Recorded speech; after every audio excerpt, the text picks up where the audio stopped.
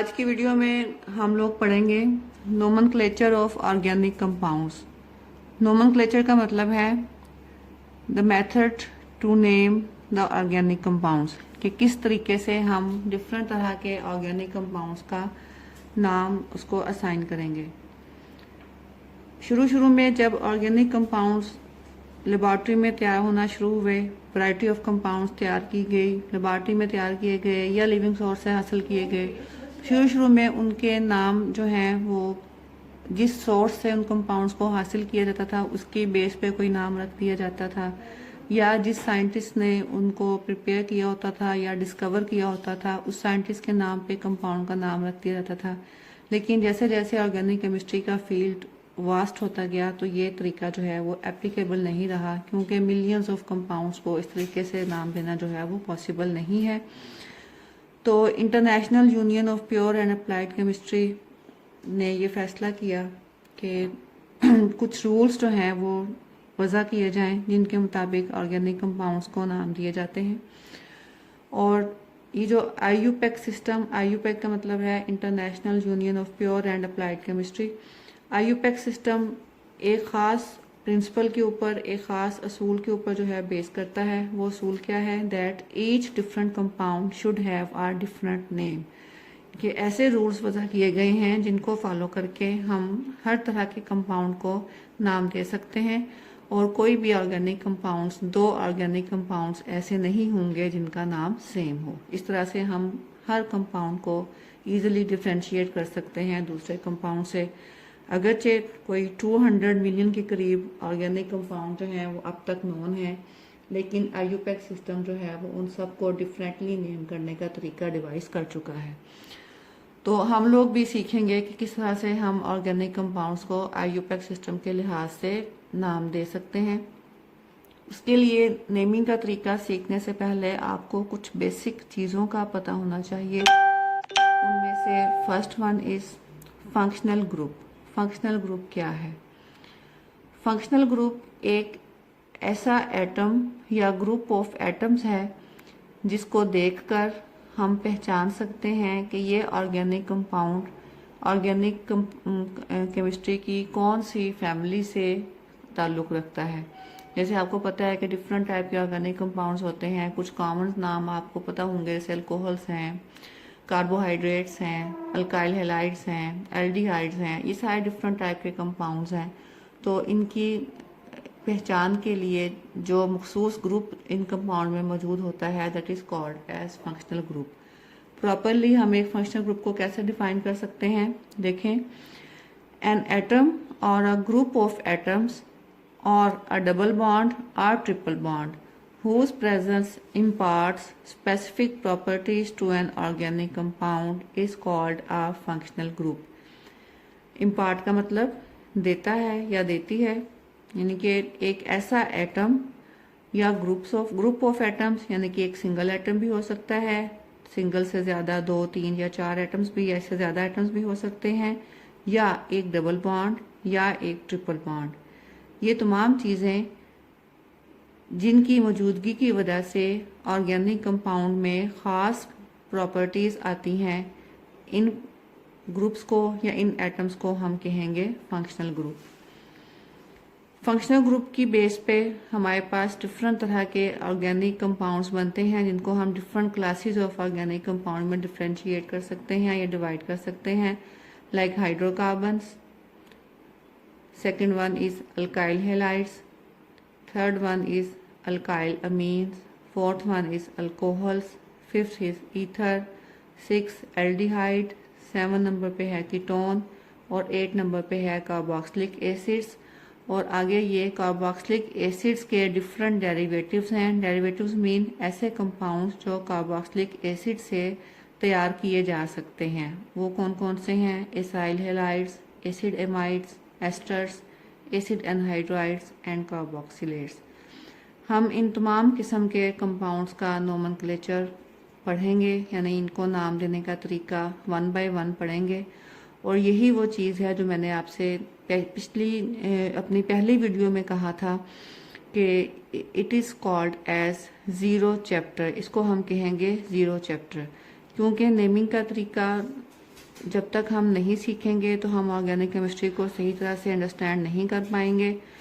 तो बुक में तो यूं दिया होता है कि हाइड्रोकार्बन्स का चैप्टर आप पढ़ रहे हैं तो हाइड्रोकार्बन्स की नेमिंग का तरीका बताया जाएगा। अल्कोहल्स का चैप्टर पढ़ रहे हैं तो अल्कोहल्स की नेमिंग का तरीका बताया जाएगा। तो लेकिन इस तरह से नोमेनक्लेचर जो है वो समझना ज़रा मुश्किल हो जाता है, क्योंकि जब आप हाइड्रोकार्बन का चैप्टर पढ़ेंगे तो उसमें बहुत सारे दूसरे कंपाउंड्स से भी आपका सामना होगा, जो अल्कोहल्स भी हो सकती हैं, एल्डिहाइड्स भी हो सकते हैं, अल्काइल हाइड्स भी हो सकते हैं। तो फिर आप उनको पहचान भी नहीं पाएंगे और आप उनका नाम भी नहीं समझ पाएंगे। इसलिए हम सारे ऑर्गेनिक कंपाउंड्स का नोमेनक्लेचर पहले पढ़ लेंगे, इनका नेमिंग करने का तरीका सीख लेंगे, उसके बाद फिर हम chapter wise her class of compound को स्टडी करते जाएंगे। तो नेमिंग का तरीका जो है ऑर्गेनिक कंपाउंड्स का नोमेनक्लेचर, ये ऐसे ही आप समझें, ये जैसे ऑर्गेनिक केमिस्ट्री की ABC है। इनकी अगर आपको ABC नहीं आती होगी तो आप इंग्लिश नहीं समझ सकेंगे, इंग्लिश नहीं पढ़ पाएंगे। इस तरह से ही जब तक आपको नोमेनक्लेचर नहीं आएगा उस वक्त तक आप ऑर्गेनिक केमिस्ट्री को सही तरह से ना तो समझ पाएंगे और ना ही उसको जो है वो फर्दर आप मेमोराइज कर सकेंगे। तो सबसे पहले हमने जिस क्लास ऑफ कंपाउंड का नोमेनक्लेचर देखना है वो है hydrocarbons. Simplest class of organic compound है ये हाइड्रोकार्बन्स। इसके नाम से भी आप देख सकते हैं ये ऐसे कंपाउंड्स हैं, ऐसे ऑर्गेनिक कंपाउंड्स हैं which consist of only 2 type of atoms, carbon and hydrogen. इसीलिए इनका नाम जो है वो हाइड्रोकार्बन, हाइड्रो हाइड्रोजन से और carbon. These are the compounds of carbon and hydrogen only.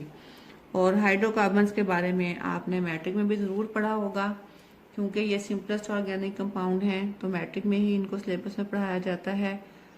Simplest organic, सबसे सिंपल हाइड्रोकार्बन वो होगा जिसमें सिर्फ एक कार्बन होगी। और आपको पता है कि कार्बन की वैलेंसी 4 होती है। इसका मतलब ये कि हर वैलेंसी पर एक हाइड्रोजन एटम होगा, क्योंकि और कोई एटम तो यहाँ पॉसिबल नहीं है हाइड्रोकार्बन में। सो सिंपलेस्ट कंपाउंड जो है वो आपके पास क्या होगा, मीथेन। इसको आप यूं भी शो कर सकते हैं, जैसे ये कार्बन की 4 वैलेंसियां, ये 4 बॉन्ड मैंने शो किए और हर बॉन्ड के साथ जो है वो हाइड्रोजन अटैच है। That will be called as methane। तो हाइड्रोकार्बन फैमिली का जो अगला कंपाउंड होगा उसमें 2 कार्बन होंगी और उसका फार्मूला बनेगा C2H6। That will be called as ethane. इस फैमिली का तीसरा मेंबर जो है उसमें 3 कार्बन होंगे, उसका नाम जो है वो प्रोपेन होगा एंड सो ऑन। इन सबको हम 1 by 1 स्टडी करेंगे। नोमेनक्लेचर का तरीका समझने से पहले हम लोग थोड़ी सी ज़रा हाइड्रोकार्बन्स के डिफरेंट टाइप्स देख लें, किस किस टाइप में हम हाइड्रोकार्बन्स को क्लासीफाई कर सकते हैं। हाइड्रोकार्बन्स को हम 2 मेजर ग्रुप में डिवाइड करते हैं। One is called saturated hydrocarbons, other one is unsaturated hydrocarbons. Saturated hydrocarbons ऐसे हाइड्रोकार्बन्स होते हैं जिनमें तमाम एटम्स आपस में एक दूसरे के साथ सिर्फ और सिर्फ सिंगल कोवलेंट बॉन्ड के ज़रिए से अटैच होते हैं। ये ऐसे ऑर्गेनिक कंपाउंड्स जिसमें तमाम बॉन्ड्स सिंगल कोवलेंट बॉन्ड हों, कोई मल्टीपल बॉन्ड यानी डबल या ट्रिपल बॉन्ड ना पाया जाए, they will be called as saturated hydrocarbons.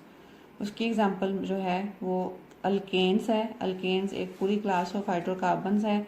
ये उसकी एक टाइप मैंने एक फार्मूला एग्जाम्पल के तौर पर लिखा है।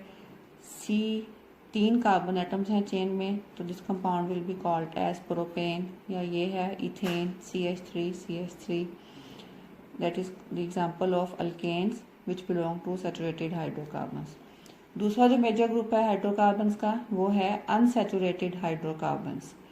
अनसैचुरेटेड हाइड्रोकार्बन्स ऐसे हाइड्रोकार्बन्स होते हैं which contain at least one double और triple bond in their structure. इनके स्ट्रक्चर में कम से कम एक मल्टीपल बॉन्ड होना ज़रूरी है। मल्टीपल बॉन्ड डबल भी हो सकता है और ट्रिपल भी हो सकता है। Presence of multiple bond, either it is double bond और ट्रिपल बॉन्ड, इस बेस पे हम अनसैचुरेटेड हाइड्रोकार्बन्स को फर्दर 2 क्लासेस में या 2 ग्रुप्स में डिवाइड करते हैं। One is called as alkene and other is called as alkyne. Alkenes ऐसे अनसैचुरेटेड हाइड्रोकार्बन्स हैं जिनमें एटलीस्ट एक कार्बन कार्बन डबल बॉन्ड पाया जाएगा। ऐसे हाइड्रोकार्बन जिनमें डबल बॉन्ड पाया जाता हो they will be called as alkenes. इसमें सबसे सिंपलेस्ट अल्कीन की मैंने यहाँ पे एग्जांपल लिखी है इथीन। ये इसका स्ट्रक्चर फार्मूला है, मॉलिक्यूलर फार्मूला आप इसका यूँ लिख सकते हैं C2H4। अगर आप देखें तो ये C2H4 बनता है। दूसरी टाइप की जो अनसैचुरेटेड हाइड्रोकार्बन्स हैं वो हैं अल्काइंस। अल्काइंस ऐसे हाइड्रोकार्बन्स हैं जिनमें एटलीस्ट एक ट्रिपल बॉन्ड पाया जाता हो। ट्रिपल बॉन्ड की प्रेजेंस अगर नहीं होगी तो वो कंपाउंड अल्काइन नहीं होगा। The presence of triple bond makes the group of compound which is called as alkynes. और इसमें जो सबसे सिंपलेस्ट, सबसे सादा जो अल्काइन है that is called as ethyne. ये उसका स्ट्रक्चर फार्मूला मैंने ड्रॉ किया हुआ है। मॉलिक्यूलर फार्मूला क्या बनेगा इसका C2H2 इथाइन। तो ये आपके क्लासिफिकेशन ऑफ हाइड्रोकार्बन है। दो मेन ग्रुप्स हैं, सैचुरेटेड, अनसैचुरेटेड। सैचुरेटेड ऐसे हाइड्रोकार्बन हैं जिनमें कोई भी मल्टीपल बॉन्ड नहीं पाया जाता, बल्कि सारे के सारे बॉन्ड जो हैं वो सिंगल बॉन्ड्स होते हैं। आप देख रहे हैं स्ट्रक्चर में मैंने जो एक एग्जाम्पल स्ट्रक्चर ड्रॉ की है, ये प्रोपेन है। इसका मॉलिक्यूलर फार्मूला क्या बनेगा C3H8। अगर आप देखें तो ये C3H8 है, लेकिन स्ट्रक्चर में आप देखें कहीं भी डबल बॉन्ड नहीं है, ना कार्बन कार्बन का आपस में, और हाइड्रोजन का तो खैर हो ही नहीं सकता क्योंकि हाइड्रोजन की तो वैलेंसी एक होती है, डबल बॉन्ड नहीं बना सकती, लेकिन कहीं भी कार्बन का डबल बॉन्ड नहीं है। तो ऐसे हाइड्रोकार्बन जिनमें सिर्फ और सिर्फ सिंगल बॉन्ड पाया जाता हो they are called as saturated hydrocarbons.